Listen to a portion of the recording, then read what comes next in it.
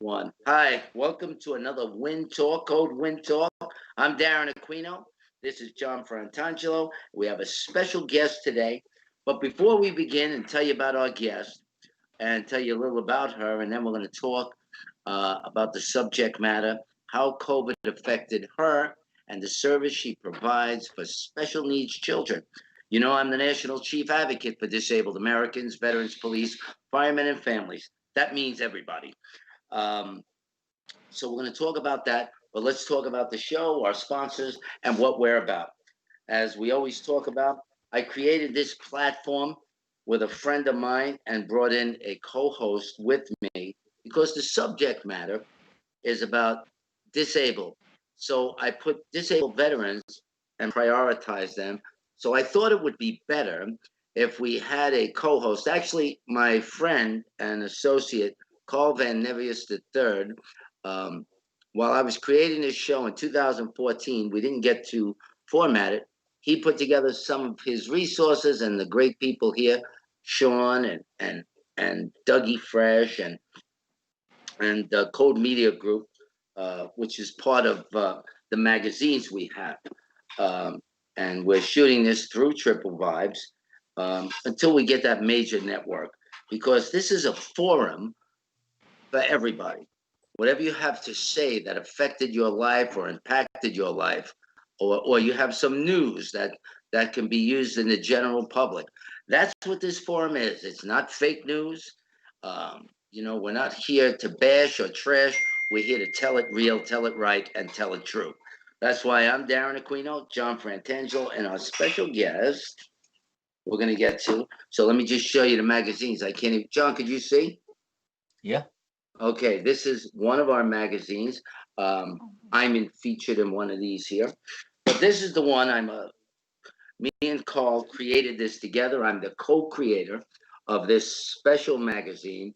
I designed it after my healthcare uh, goals to enforce the healthcare protections for people with disabilities. You would think special needs people have what they need and have all the information. That's not true. That's why Omaira is one of our guests, and we're going to talk about services and outreach and how do we get that service if you have an autistic child or something to that effect. You know, these are developmentally delayed from children to adults, and they go into seniors because it's from the beginning of life till the end of life. And my goal as an advocate is to bring you quality of life and equality in there, hence the ADA. So this magazine that I created with Carl, he put Code Media to it, but it was two people creating my organization, and the doctor here is my chief medical officer, and he's a great guy. He does a lot with the organization, volunteering, provides emergency services for those who lack, and that's what this network is about. That's why we're so happy to be here with Sean producing and Dougie and Carl sitting by watching us now and listening like he likes to do. And as you can see in this magazine, we always let everybody know this is our logo. This is the ADA, the shield of disabled protection. So now let's talk about John Frantangelo, my co-host, and why we talk about veterans. This is the last goodbye. This is a book about Johnny's life. He's a Vietnam combat veteran. And I always tell Johnny on the show, thank you for your service. And I'm going to shut that because we don't want to hear these ping, ping, ping. As you see, we're not like these pre-recorded, pre-scheduled and nonsense. We tell it real. We tell it right. We tell it true. Regular people here. No staging, no fake talk, everything real, happening live, watching it now. So this book is about Johnny's life, and as you can see him here, could you see John? I just see half of it. Yeah. The other way. It's the other way. The other way. Ah, Keep going. the How last about one. it? Yeah, good. Can we see it? Yep. Because I can't see myself on the screen for some reason. No, it's perfect there. So that's Johnny when he was young, and he was 19 years old, and he went with his cousin. They didn't go together; they went a few months apart.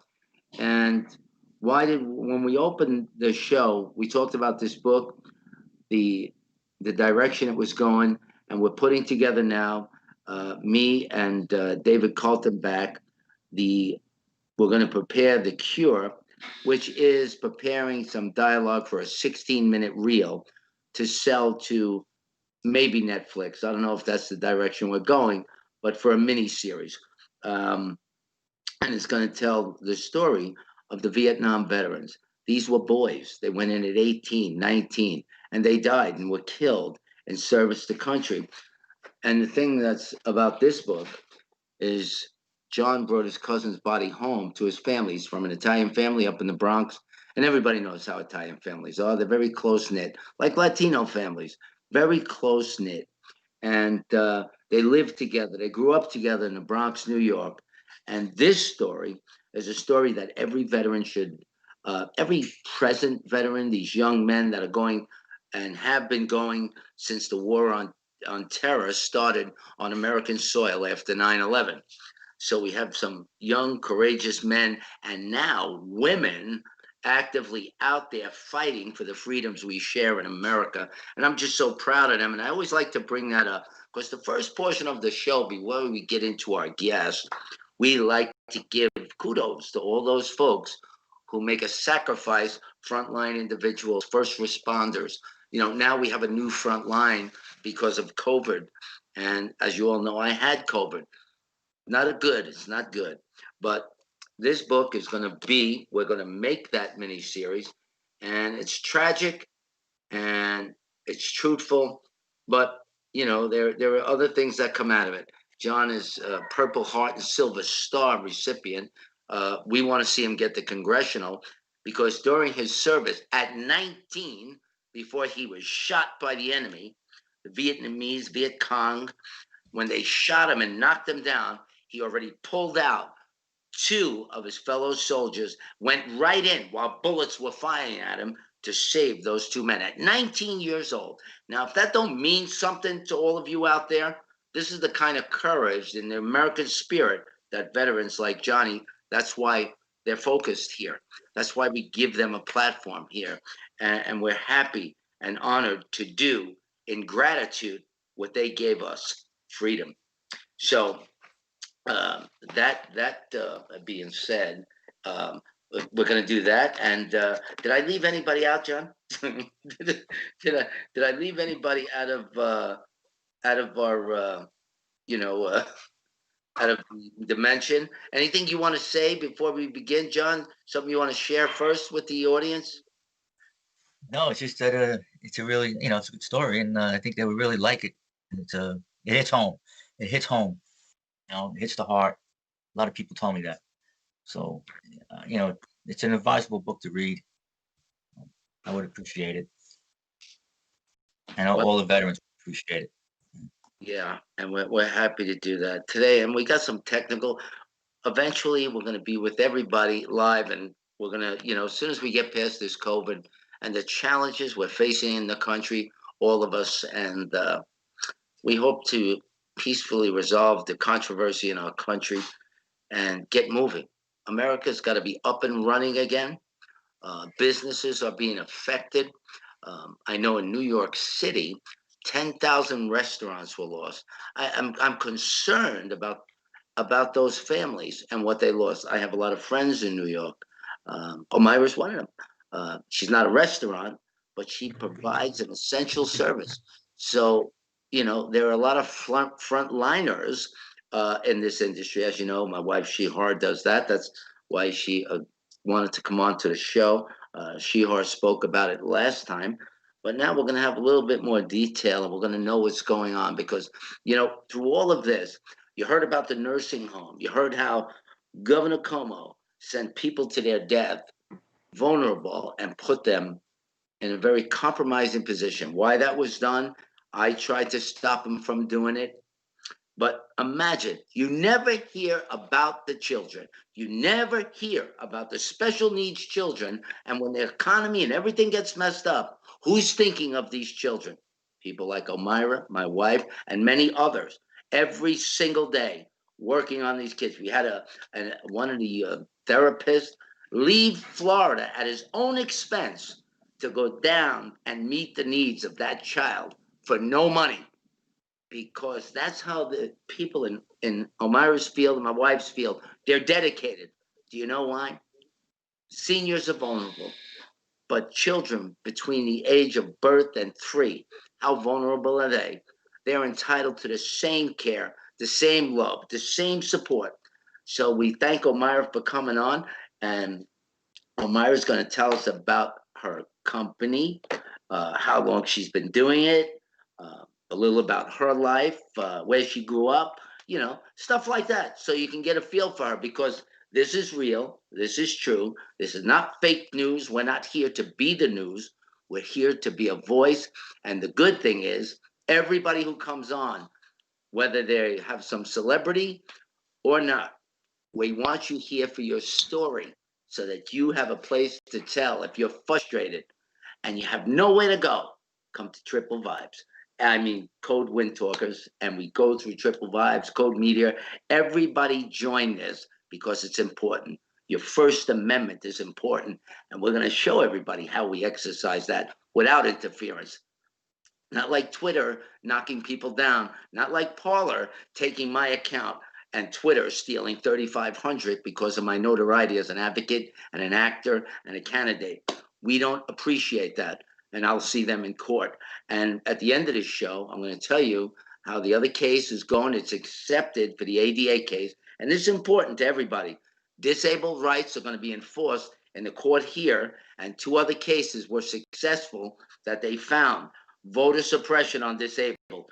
The DOJ just made a settlement, and I got the 2 cases, and I put them in with mine. Everything I said, the Department of Justice finally stepped up and agreed, and they settled it to solve the problem. Now I'm just the next one to be settled. So now we're going to ask Omaira to come in and say hello, Omaira Giraldo, and tell us about what's going on. You're up in New York. A lot of people want to know what's going on in New York because there's a lot of controversy of all kinds, and you provide a necessary and essential service to the most vulnerable of children who depend on you every day. So where are we today, Omaira? Well, good afternoon, and thank you so much for inviting me on your show. As Darren was saying, I do work with my name is Omaira Giraldo. I work with the infants and toddlers, a very specific population, 0 to 3. It's a program that comes from the Department of Health, also linked with the City of New York. We provide services in the home, and we also do service coordination. And since COVID and all this, let's say, political meltdown along with COVID came into our lives, our children and families are suffering because they're acclimating to the new climate. What do I mean by that? We usually have our hands-on therapists, and because of COVID, they have to adjust through telehealth. So the parents are trying to understand how could they work with a baby through a screen for half an hour, 45 minutes if the child's not always paying attention. You have to redirect that child, redirect the parents. So it's been a very difficult process to to change and go along with the flow of what our world was before, let's say, January of 2020, and then definitely at March 17, when early intervention was informed that everything was basically going into a lockdown to some extent. Omaira, could you tell the viewers, uh, you talked about the category of children. Give the audience some understanding signs and symptoms and behavior and difficulties the actual child, like sensory issues, and so that they understand why one-on-one is much more important health. Yes, a lot of our children have a developmental delay physically, and it comes with different syndromes. Some of them may have what they call the ASD, which can be part of the spectrum of autism. So there's a lot of sensory, there's a lot of physical, there's a lot of language impairment, and there's also a lot of social emotional impairment that the children are, unfortunately coming with. At such an early age, early intervention is here to help us, engage with these children, trying to make them become mainstream as they grow into their school years, high school years, and hopefully to be grown-ups. Having COVID change our method of delivering the services has also limited the ability for the child to go into a center-based program, for example. NewPath doesn't offer that, but our service coordinators inform the parents of their rights and the different providers that early intervention offers. So a lot of our center-based programs have suffered to close down because of COVID, and these children cannot, enjoy and benefit from a one-to-one therapy or in a group therapy to uh, to continue with the social, emotional, physical development, especially for the autistic population. It's been very, very hard for them. Okay, so remember, I know what it is because I'm very familiar with it because of Right. CR. Um, a lot of folks don't understand the setting, and you could bring it and talk it slower so that they understand. Like we're here. I'm here. This is my office. Okay. So when you have an autistic child of that special need, it just comes in. Um, when they're toddlers, they come in, but when they're younger than that, you go to the house and perform sorts of physical therapies, right? Because they have motor skill issues as well, right? A So motor skill, speech and language, which means they have to have some special technical devices, special spoon device where they actually feed the child and learn for the child to accept the texture of that instrument. Okay, the OT works with the sensory. When I was talking about the center-based programs, it's like for you to have a little bit of a clear understanding, it's like a daycare program. So you have that classroom setting with the environment that the child may need at the time, depending, of course, on the diagnosis. If it's an autistic child, then there will be special toys, there will be instruments, there will be, equipment that will adjust to the enhancement of that child's development. So when you're doing that development, it's all hands on, and everybody in their field is special for the different, because an autistic child has a number of needs and physical actions that have to be dealt with by like a physical therapist, a speech person. So you got two or three people in their specialty that help bring these children into a quality of life. That would be fair, right? And then So if I'm sorry, I didn't mean to interrupt. And all that treatment is also known as ABA, which is Applied Behavioral Analysis. And early intervention approves anywhere from 5 to 10 hours a week for this child to get intensive therapy, trying to, bring them into a better, out of the state of autism, because of many different, let's say, parts of autism. Some children have no language whatsoever. Some children just don't have the ability to interact socially. They don't like to be around noise or different crowds. So in a center-based program like the daycare I was trying to describe, they're able to engage a child with everything that we take for granted in our daily lives, and slowly incorporate the child into what we consider our normal environment. And this is a very, very important therapy that early intervention, thank God, is able to offer. But again, through COVID, the parents sometimes cannot take 10 hours through a screen trying to get their child to get all the service. So they either try 5 hours telehealth, 5 hours if any centers open. Some of them have been opening. But then again, if the numbers go up, there's the threat that it may close again. So the parents they're fearful for the development of their child's welfare. and that's because of the COVID and the governor and these rules. Well, just to affirm to you as the national chief advocate, and right now I'm a questionable candidate that the court may flip this because they found good reason now with these other voter fraud and suppression of disabled voters, my category of the people I fight for. Now, with this controversy, it would be fair to say that one of the things I fought for with this COVID, and then I'll get to the next part, was a child with autism can't wear a mask. Is that fair to say? Honestly, we try, but you can't have the child with the mask on the way they require it. It's just And, they and can't tell tolerate it. tell us why. Tell the viewers why. I know Because why, but you. Going back to all the developmental issues, there's the sensory. There is the sense that maybe the smell of the mask, the material of the mask. It's just not a common factor for the child's everyday life. It's a foreign object for them. Some children have to wear a helmet, and they have to make it with different textures as they learn more about the child. Now, mask, although parents try and get the cloth mask, maybe with little figures, they can't keep the child with the mask all day. Even in their own home, if the therapists go, the therapist is so dedicated that they're willing to just work. If the child doesn't want the mask and the baby takes off the mask, they just tolerate it and work and just, hopefully pray for the best that they don't get infected. Well, let me show. And over here in Florida, I think I told you about it. Because of they did the video, and because I was a candidate and a citizen in Collier County, the commissioners, the legislators were trying to invoke these laws, forcing an infringement of their Fourth Amendment right, restricting their activity. First of all, the ADA protects you from that. And I spoke out against them. And I told them, if you force people with respiratory issues and autistic children who cannot wear a mask, qualified individuals, I will sue you. We're there now. They didn't care. They used their will and not the will of the people of this great country, and they went against the Constitution. In the federal court, if you call any federal court, because after I spoke this, they know it. It's been the law. We're coming up on the 30th anniversary, 31st anniversary, this July. And when you call, they say if you have because you can't block my airway. I got COPD from 9/11. You can't restrict my airway.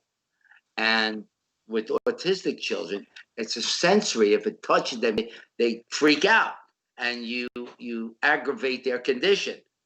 It violates their rights.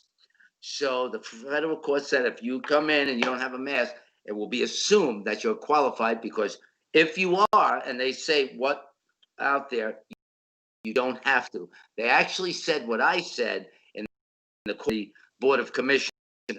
See, the state court is not doing it, but the federal court knows.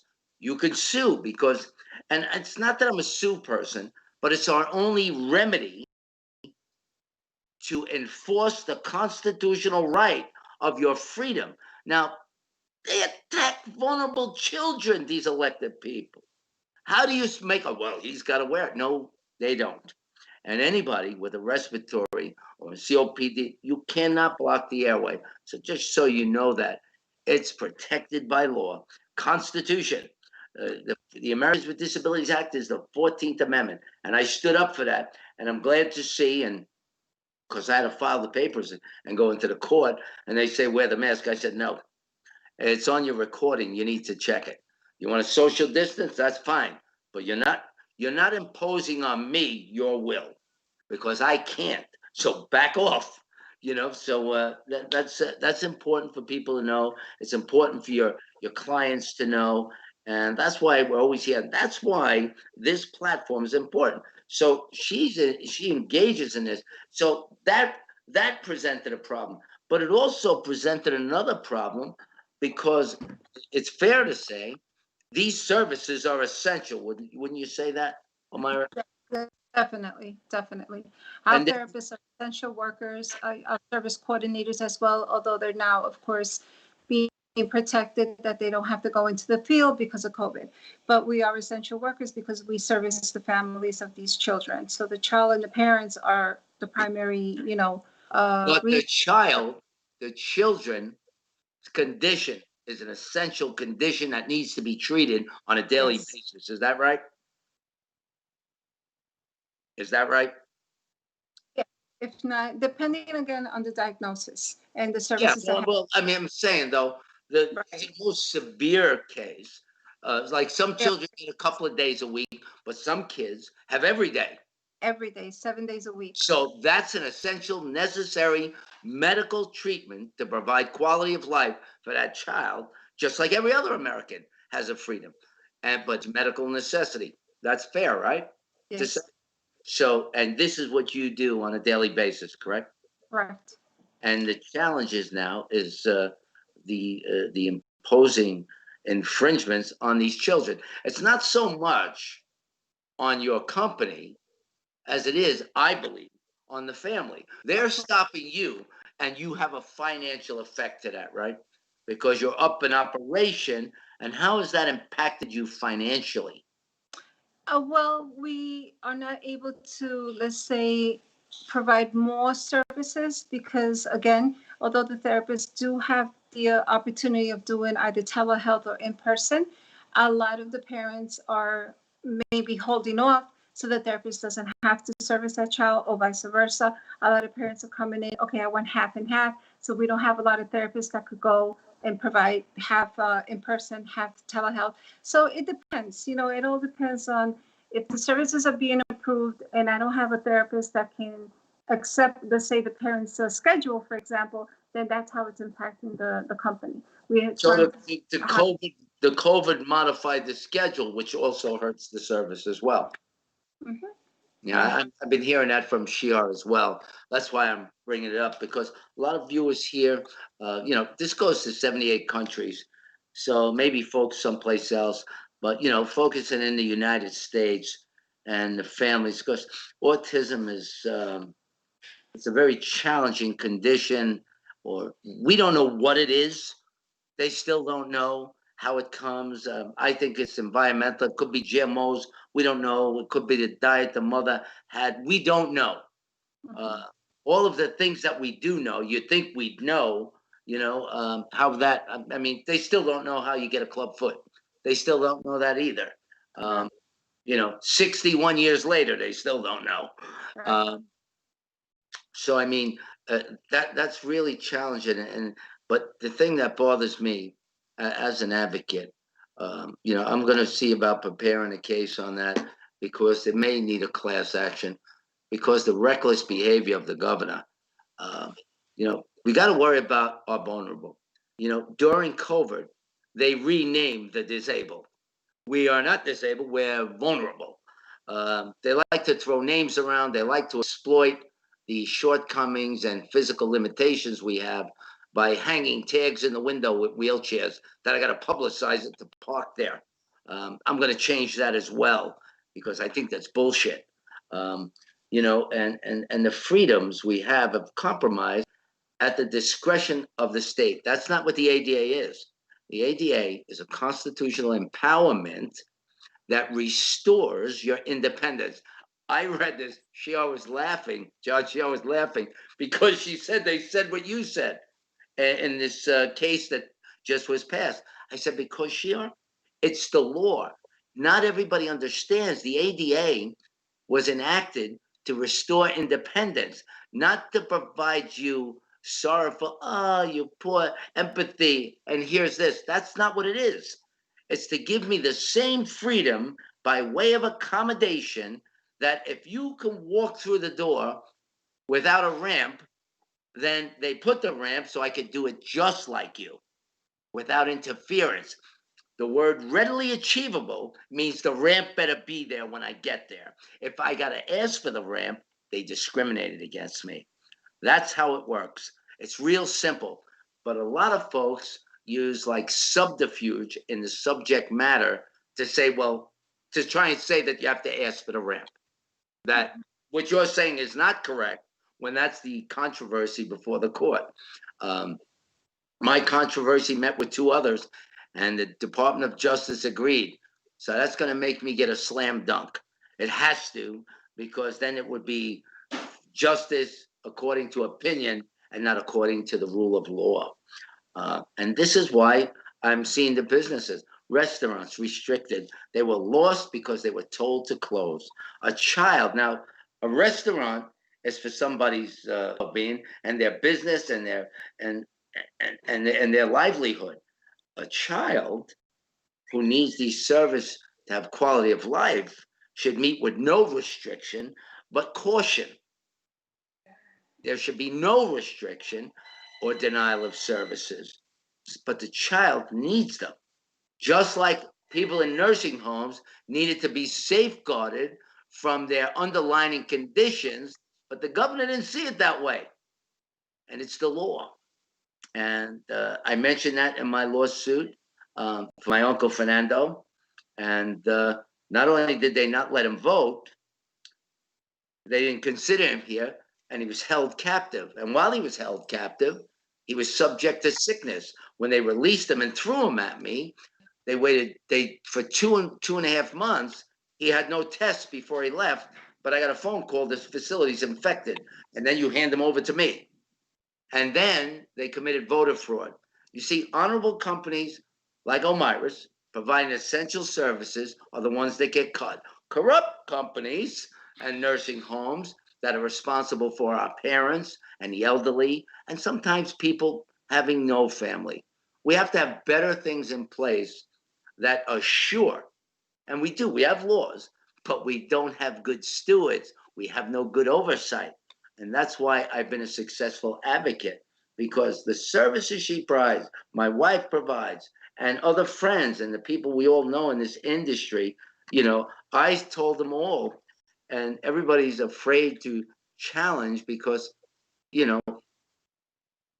they don't understand the constitutionality of the vital services she provides. They're vital. They're vital to that child's health. They're vital to that child's becoming productive somewhat, or quality of life that the child under our Constitution is entitled. Now, the thing you got to love about the people in her industry is they go head first. I think it's because they're parents. I think it's because the love and passion and compassion they have, knowing that if they don't, who will? If not now, when? So if we can't take care of those kids and we can't make our government understand that they need to adhere to the people's will, imagine, with all this controversy going on now, and fighting and things, I mean, we're out of control. And the reason I bring that up is, where are the kids in this? And the riots and violence, the kids still got to be serviced. How do we do it? They're workers, hurt people that got to go out. Now they can't go because it's an unsafe area. And then they want to defund the police. So if they get there to provide the service, there's no safety for them. You understand? So the child, and this is the struggle that she's faced with. Imagine that. Imagine being faced with, well, I can't go there because the neighborhood is dangerous. So the child is at risk. And whose fault is that? The people who wanted to fund, the people who want to restrict the essential services. How have you been doing now? Again, Today, because the governor's opening, he's closing restaurants, he's opening restaurants. Now he's saying after 10,000 places, well, we can't shut down, and now everything is getting good because we're getting to election day, getting to inauguration day. Election's over. Now things are ready to be open. So where are we with your kids now today? Are there any blockings now still? Is that continuing? Are they still limiting? Opening up means opening up for the schoolings and service, because this is like a school too, right? correct. It's like a school as well. But for little, The providers have a center-based program. It's like a daycare, but it's a setting where, again, it has the equipment, the tools, the professionals that will work with the child according to their needs. Referring back to your previous question, it's still, I would say, the same. We have telehealth, thank God. You have the therapists that are willing to go out. Then, unfortunately, some of the parents say, I think I've been exposed to COVID. So then, because of COVID, they take their precautions. So the therapist has to go back on telehealth. So it's basically they're all working together. And again, there's fear, and we work around fear. And according to, God forbid, the morning, if everybody's okay, nobody's testing COVID, we could go back to whatever they were doing with their schedule. I would say you're pretty fearless when it goes into helping those kids. There's a lot of fear. There is, because of COVID, but not of the children, the environment. Right, but not for the kids. So even though your people, your team, your crew, they go in to provide that necessary essential service to those kids, because all of us, parents. John's a parent. I'm a parent. We care about our kids, and as an advocate for disabled, there is no age limit for me. and we go in there and we fight for them services. Actually, we fight for those like yourself and your company who they would say, well, COVID, they have to stay on lockdown. And we know that this is good if we wanted to use this practice right here, what we're doing here. This would be perfect with face identification to eliminate voter fraud. And when people that are home or in nursing homes, and I said this, oh, good, okay, look here, you're blind. Okay, I want to vote for, and your eyes are closed, and you're having a one-on-one, and the representatives are there. And this is a very simple, readily achievable accommodation. That's this they would put warranted, but you'd think they would have done this with the Board of Election. No. So you see, the things that we can fix, we don't fix. The things that are needed are ignored. And we gotta fix this government that it works for the people it serves. We don't serve government, government serves us. It's a government by the people, for the people. And every day when we see the frontliners, because she's a frontliner, people who work now, we have new ideologies, new phrases for, first responders went to frontliners. Now we have medical frontliners in this pandemic that was sent to us, the Chinese killer virus, an intentional attack on the globe.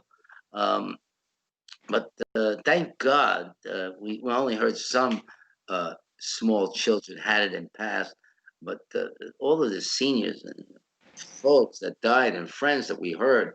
And Johnny, I think you had somebody, right? Yeah. That passed from the COVID, right? Actually, not COVID, Agent Orange.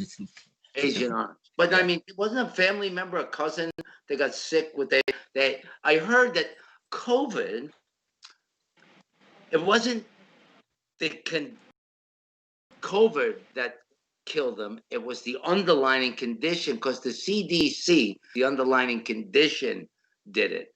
So I mean, I was always concerned about children because I thought children would be more vulnerable, especially in their developmental stages. But it's just crazy where we are.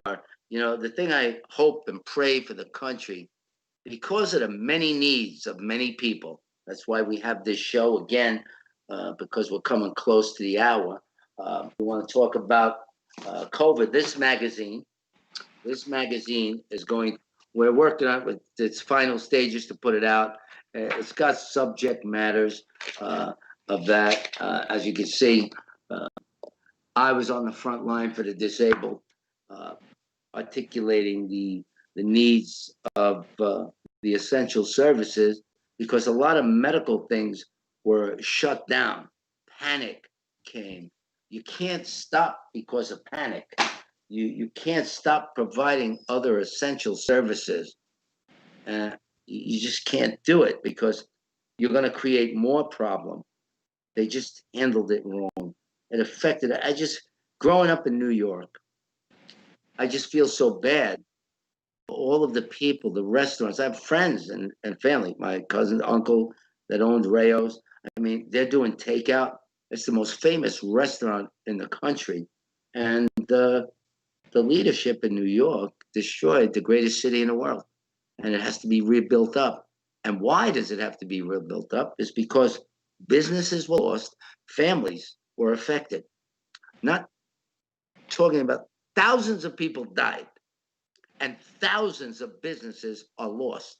Now those folks are adding insult to injury. They lost family members.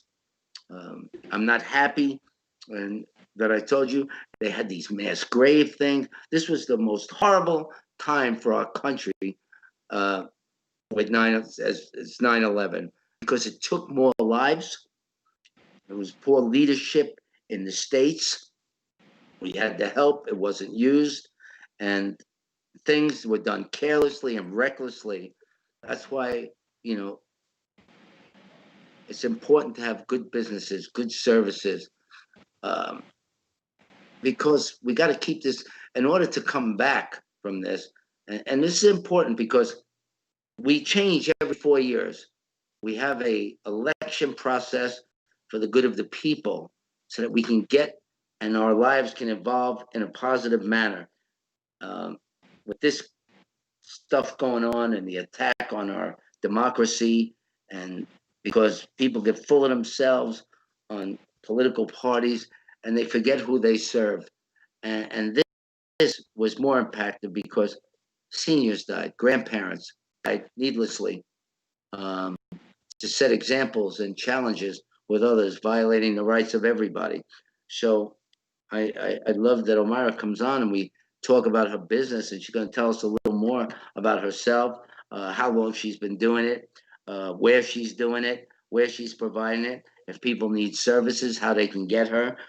Because coming back from COVID, people don't know who's open, who's closed, how can I get help, do I need help?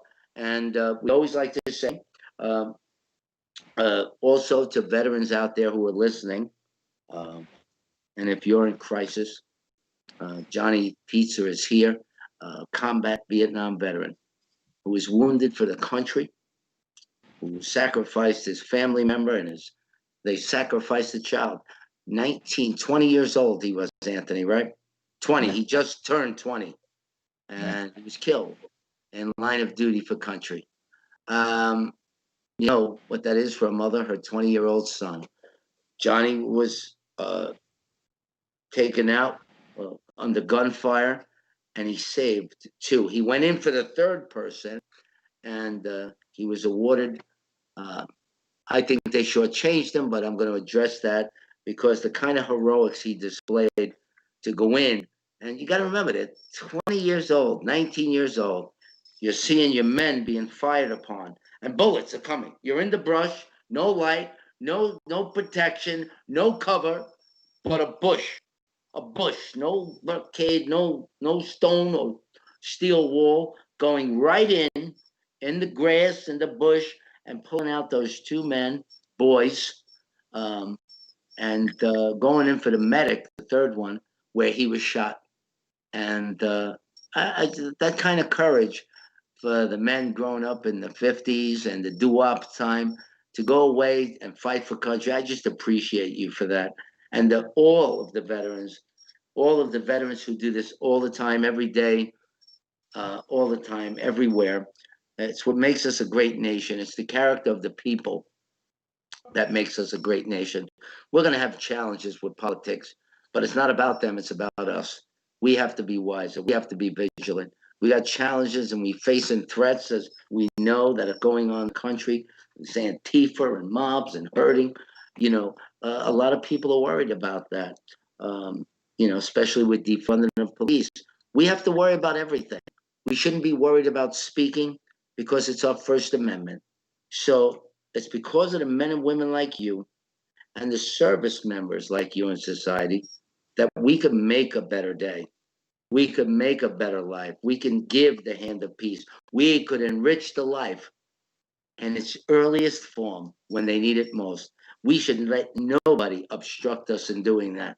Because if we don't stand for something, we will fall for everything. And I'll never do that. I will never do that. So, I mean, Omaira, tell us where your location is and what you're doing now, and how long have you been doing this? What made you do this? And then we're going to wrap up the show because we're after to about another 10, 15 minutes. Okay. We're located in the county of Queens. I've been doing this for over 25 years. And the inspiration, everything started when I graduated and I wanted to go into the field of gerontology, but I was hired into early intervention. Then I had my son, and my son was a participant of the program. I fell in love with it. I believed in it because I saw it through my son. He's mainstream. He's a 29-year-old man today. And 29, son. Yeah, he's a 29-year-old. And I've been doing it since basically 1997 when I started a new path for the first time. And here I am again today. Things have changed. The program has gotten bigger. It offers a lot more services. The population acknowledges the program more. And it's a beautiful program. It helps not only just the children in itself, but also educates the parents, empowers the parents. And we're able to continue, educating the parents what happens after early intervention. We just don't drop the ball in closing the case because the child's going to turn 3. Yeah, Can I say something? I boss, you know, and she's been driving from special needs children, and she tells there's other factors in here that people don't really think about. She said that once time the streets were being worked on, so they had a detour, and she was driving the special needs, and the kid went crazy. He says, "This is not the right way. You're going the wrong way. You're going the wrong way. You can't go this way. You can't go to that."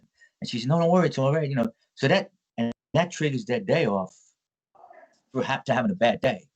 You understand? So these things have happened that people don't realize.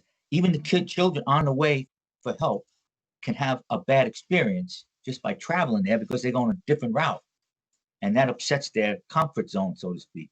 You know. that's right. So, like we was talking about the mask, these things that they observe. No, that's That's why the mask on them is like putting them in prison. All of a sudden they can't. Oh, just exactly. That's why you can't do it under the law. Just so everybody knows. Myra, you were just going to say something. Yeah, no, I was saying you're so right, John, right? That the fact that they were so used to going, let's say, to a center-based program, and now they have to be behind the screen, or the therapist is at their home and they're not used to seeing the therapist there. That's another challenge for them. And slowly, like everything, they're excellent therapists, and they accommodate them and bring them in to accept the new way that the therapy is going to not take place. Has your um, services has your clientele dropped? Has it decreased since COVID? Somewhat, because the parents are afraid to go to the pediatrician. Everything is through telemedicine as well, telehealth. And the pediatricians, they can't always grasp everything except verbally and whatever they're able to grasp with the child, because, the child might be active, not just paying attention, right there when the parent is being told, let me see the baby, what is your concern? So it's not the same. It's not the same. So it did drop. It has its moments. Like in the summer, it was beginning to pick up. But right after, let's say, the holidays, it's been very slow. Mm-hmm, mm-hmm. So, was it more flourishing before COVID? Were the children coming? Oh, yes. They were coming right before Yes. COVID? Yes. Wow, that's incredible. And tell the people where you're located again and the name of your company and what kind of services you provide. Again, the company's name is Slow. Tell them slow so they can hear you. New Path Services Corporation. We're located in the county of Queens, Bayside, and we offer service coordination and home-based services. We have now also started the ABA program, which again, it concentrates with the population, whether it's autism, ASD, children that need more into their learning ability, sensory, motor, physical. And you have a phone number they can call you, or a website they can go to? Certainly. Our phone number is 718-819-8623. And our website is www.newpathservicesinc.com. Are your jurisdiction limited? No, we're in the 4 boroughs, and Nassau County and Suffolk County. So you're pretty much going to go statewide, right? I'm not in every state, just New York State, in the 4 counties, and in Long Island, Nassau, and Suffolk County. Let me ask you a question about that. Early intervention is nationwide. Say again? Early intervention, the program in itself is nationwide. Oh, yeah, I know that. But like me, I'm a national advocate. I was formed in New York, but my corporation and the outline, when it was granted, I will serve in every state in the union as part of my format to make me national. So, because you don't got to run to every state, I could set up in every state. I don't have to get another corporation because I formed it that way. So you can pretty much service throughout the state, right? No. If I get a contract in that state, yes, but not just with the contract I have right now. I would have to apply. Okay, that's interesting. So if you go to if it's in the state of New York, so if you went up, I don't know, Nantucket or someplace, I would have to apply in their county, in their state. So it's like the county. You have to just register with their county. No, But you have to apply everything. You have to apply as a new individual, new corporation there. I could still be new path in that in that state, but I would have to apply all over again. to the local municipality. Exactly. Mhm. But I mean, you're qualified to be there. You just have to register, like, right? Correct. Mhm. Okay, that's not bad because that's why you can promote this and talk about it because we know there's not enough services out there. We know that. Right. There's a lot of early intervention, open and close, like some people change their underwear because of the complications that the state imposes on people. And my argument with that is if somebody's qualified and they can demonstrate that they got the skill like yourself, why is there a problem? I get frustrated with things like that. I'm the advocate for the working man who's providing essential services. And there's many kinds of essential services. But when it comes to the children, you think that people would be more susceptible to moving quickly. But bureaucracy moves for nobody. And that's the problem I have. And we're grateful for the services. And we know that the many kids that you provide for, past and present, and hopefully many more in the future as we clear up our country's challenges with the sickness and CDC regs. And, I'm just going to sit and fight and make sure that there'll be no infringements on having the pathway to the services. Okay? New path should have every pathway for every child that needs your services because that's just the way it is, and that's what America's about. And you've been doing this for 25 years. Wow. Yes. And you've always worked in Queens? Queens of Manhattan. Now we're very active in Brooklyn. We're also, for the first time, we have a couple of children in Nassau County. We've been always at Nassau County and Suffolk County, but we never really had that many. Where in Nassau? I was very active in Nassau. It's Serentown, I'm sorry. So where? Serentown. I don't. Oh, see, okay, okay. That's like by Garden City. Yeah, Franklin Around Square. Manhasset. It's over by the Community Drive and stuff like that. Yeah. Yeah, a little bit further. By the hospital. After Great Neck. Yeah. Not by too the far hospital. from Great Neck. Searingtown Road. There you go, Searingtown Road. Yeah, that's Great Neck, a little in that area. Then it moves into Garden City. And Roslyn. Yeah, there's a lot of children that need services there. I mean, what is it? 1 in 5 children with autism, that are born every day. Yeah. And that's a problem that they still can't get an understanding, and it's challenging. So what is your hope this new year as we That our children New Year, by the way. Sorry? Happy New Year, by the way. Likewise. I hope everybody has a very safe, healthy, and blessed New Year. We need it. Yes, we do. We need it. We need a lot. Our goal is to continue servicing our children in the best way possible, with or without COVID, that they really obtain the best of the program, that we're able to deliver optimal services to them.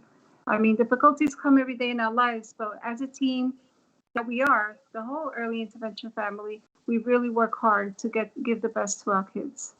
How many people are in your team? Right now, I have about 15 people.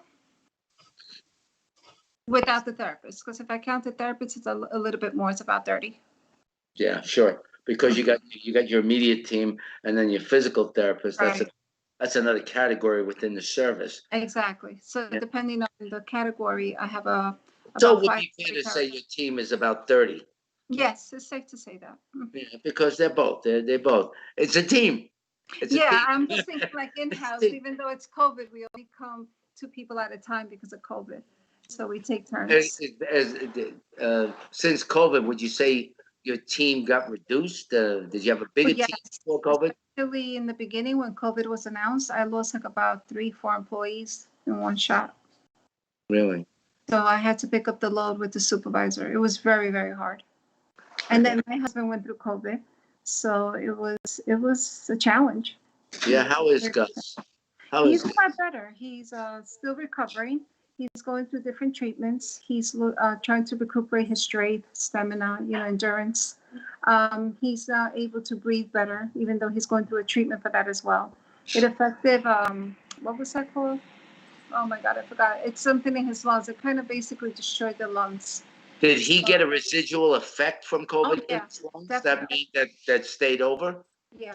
Because I saw some extraordinary cases where, like even a young girl, they had to do a younger girl, they had to do a lung transplant. Yeah, And no, they he were lucky didn't to get have to it. that category, but he's very, very severe with his lungs. What actually happened to his lung? They were collapsing, and they no longer have their natural bronchial tubes. Like, Did he have any underlying lung never. conditions prior? Nope, he had nothing. He was a perfect, very healthy person. He's didn't even have blood pressure, cholesterol. He's just Gus, hardworking man. And I took him in, and they told me he had bronchitis, and then they said, no, I think he has pneumonia. And they left him, and the next day they told me, I'm sorry, we got to put him under the tube. And he was there for a month and a half. I remember the calls. I remember. Yes, you do. You're part of that. Calls. It was the most difficult part of my life so far. I remember. I mean, that was very challenging. A lot of people, I got a lot of phone calls for people wanting to talk to their loved ones. They wouldn't let me. They wouldn't even let me see Yeah, him. but that changed. Didn't that change? Oh, yes. No, after your call, all of a sudden I had an iPad. They were able to pick up his phone. Yes, I agree. Thank you so much. That was one call. Everybody's like, does she work for somebody? Does she work for this? I'm like, no, we just have a person that's very strong advocate for the disability. Now you could see why, because Yeah. John, she went through that, and they wouldn't let her talk. I said, "Oh yeah, give me that number." And immediately the iPhone, the iPad, everything. It was very sad. All upset. Imagine, well, John's married, but imagine they tell you can't talk to your wife. Yeah, try that. Right, right, John, try that. Yeah, whatsoever. They were very rude about it too.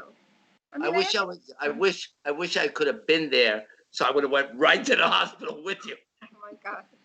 Oh, that would have been a fiasco. Oh my God, we would have been on the television. Oh yeah. No, Yeah. but thank God he's good. He's good. He can't go back to work full time, even though he tries. But at least he's there monitoring. He's able to drive. Has he seen a good pulmonologist? I mean, do you see, folks? Everybody's listening here. You're with Code Wind Talk. I'm Darren Aquino. This is Johnny Pizza. They also call me the Cricket because some days I'm his sidekick, and I whisper in his ear. We know he's a nice hero to this country, and we're thankful. And we have our special guest, Omaira Giraldo, who provides special early intervention services for special needs children. A lot of you know from the phraseology that I'm using here, it's autism children, Asperger children, children that are showing developmentally delays, and these services these conditions are an attack on America's children. Not only America's children, around the world, but here we see it most impacted. And you think of all the things we invest money to for cancer, billions and trillions of dollars. And with all of the smarts that we have as the greatest nation in the world, you think we can solve little problems like this, Alzheimer's, with all of the technology. And hold on, the co-producer is on here. Hello, Carl. How can I help you? Yes.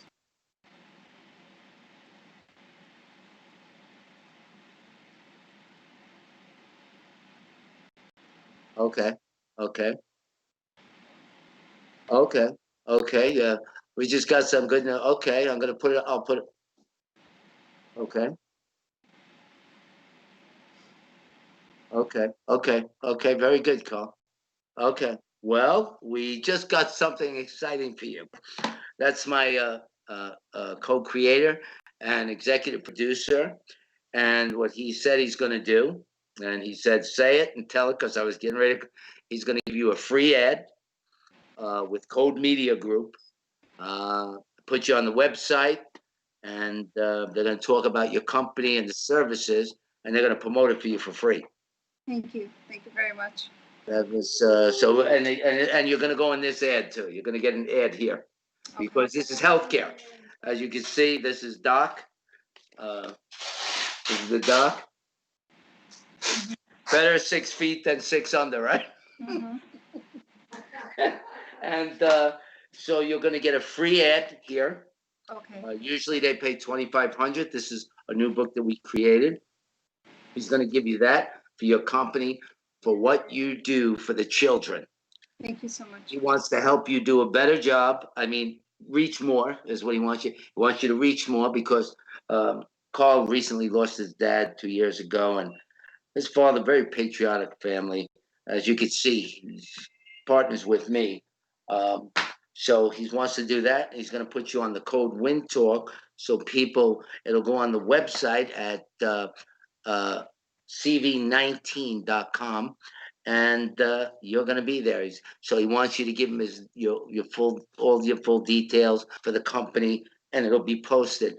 If you have some kind of logo that you use, or your picture with you by your logo, and that's a gift from. Well, actually, it's me too because I'm the co-owner to this. Exactly. I'm saying, yeah, he's gonna. This is my magazine. So we will be giving you that. Let me rephrase that. And he's also going to put you with the Code magazine. Okay. I work with Code. They did a nice article on me, and they supported me through my campaign for mayor and for Congress here. We think we may have a good turnout. We think the federal court will win. I will win, and they're going to have to do a new election where I'll get a fair shot. We believe that's going to happen after this ADA. These two cases came back favorable because they found that the Board of Election did discriminate against disabled, that it didn't have braille ballots like I was telling you, that they need to do that. So the election was not fair. It wasn't fair. It deprived me. So I'm happy about that.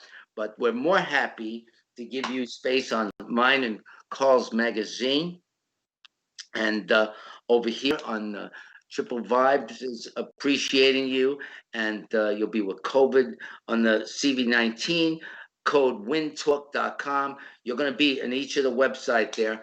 And people know about you, and they should know about you because so many people with so many children who are affected. And there may be so many in your neighborhood. If you're in the Queens area, if you're in the 5 boroughs, if you're in New York, if you're in the state of New York, you're going to have information to call her. You may be upstate. You may be beside yourself. You may not know who to call. You may be a new mother beside yourself trying to figure out who do you call first. You call Omaira, you're going to see everything there. We're going to have it here. Replay this video and watch it. The information is here. And as before we go, I want you to tell them again, give them a whole lowdown where you are, where you're serving, what you serve, name, address, website. Come on, give it to them.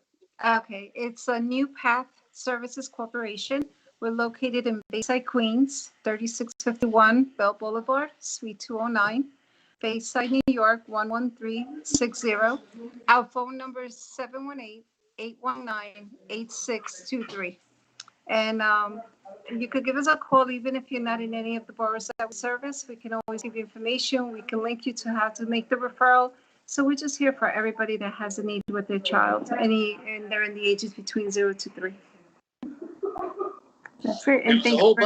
There was a whole bunch of talk about whose life matters. Well, let me just tell everybody, kids' lives matter. Kids' lives matter, and Omaira's out there, along like my wife. They're providing you service. She actually helps Omaira from time to time. Everybody, she has a floater now because she's retired. But they can't get rid of my wife because you know why?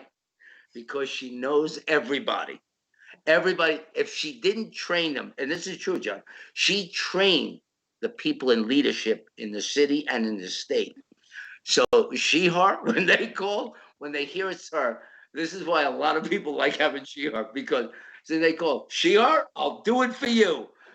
That's the kind of relation she has with people, because you could see, John, you see how very calm. Unlike me, I'm very excitable. I get very excitable very fast. Tell me no, and that's the first thing you got to do. and then it's I'm on a hair trigger. You know, come on, Omaira, you saw when in Yep. the hospital. Yeah. Oh my God. Yes. Indeed. Right away. No, but anyway, I thank you so much for the opportunity. Again, I wish everybody well, safe, We're blessings, happy to have happiness. you. I want you to And prepare like something. If you have it, we'll send it off to Carl Van Nivius III. Oh, if Uh, she, Omaira, do you have like a We're live. brochure? Okay. yes, I do. I'll make sure Omaira, to I forward know it. you lie, but this is a real show, and I really love you. Likewise. I love you too. I will send you the information that we have, our brochure with our logo and all the information that you need. So before we close up, John, say a little bit more. Talk about the book, John. You give them also. I always say it, but you talk about the book. I'll hold it. Go ahead. Okay, yeah, I just I've gotten calls from veterans that have read the book, and they even veterans that they got a hold of me, and they said they wanted to thank me for writing this book because it meant a lot to them. It opened up a lot of doors for them, and they began speaking about it.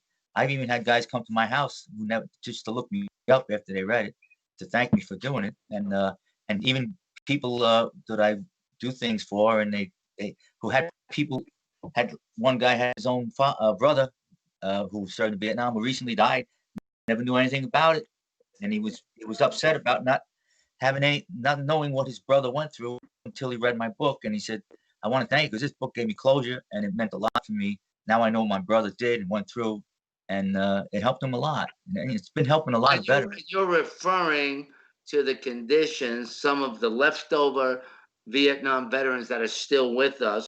And you're what, John? How old are you, John? 73. Okay, so remember, he was there at 19 years old.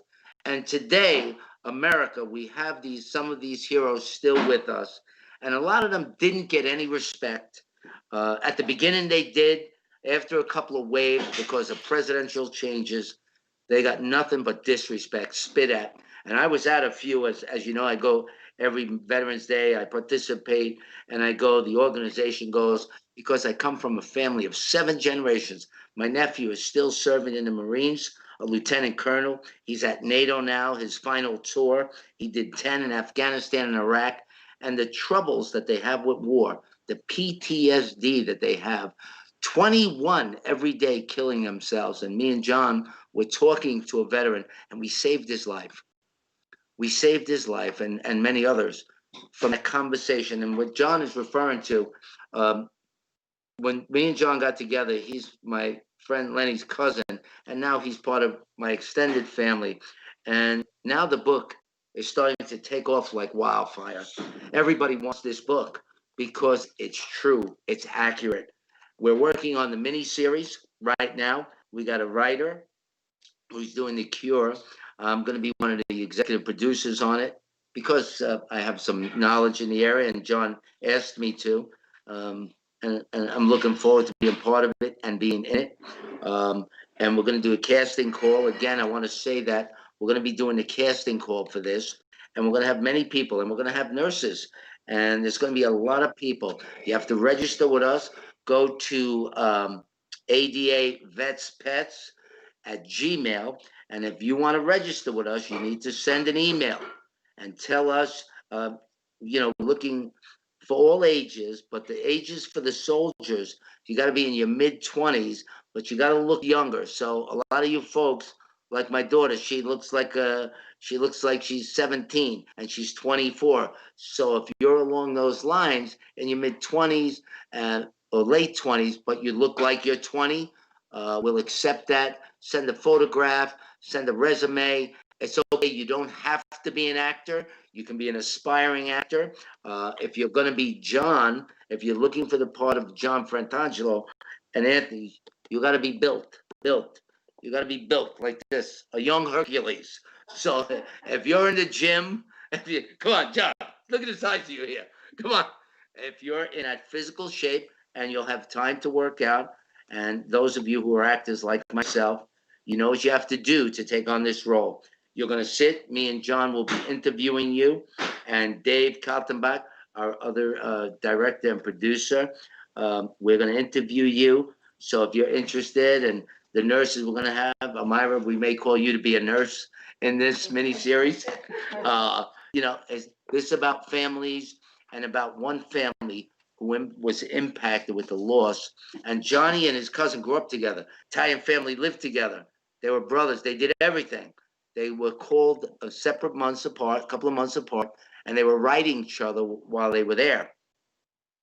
And then before he knew it, he had to escort the body home. And they didn't hear. And here, what you see is he came to him when he was already dead. And that's why that's on there, that epiphany thing going on. That was true. So, you want to know how that happened, you want to read this book. You can go to Amazon, or you can go to the lastgoodbye-book.com. And if you're a veteran, this is a tribute to veterans by a veteran.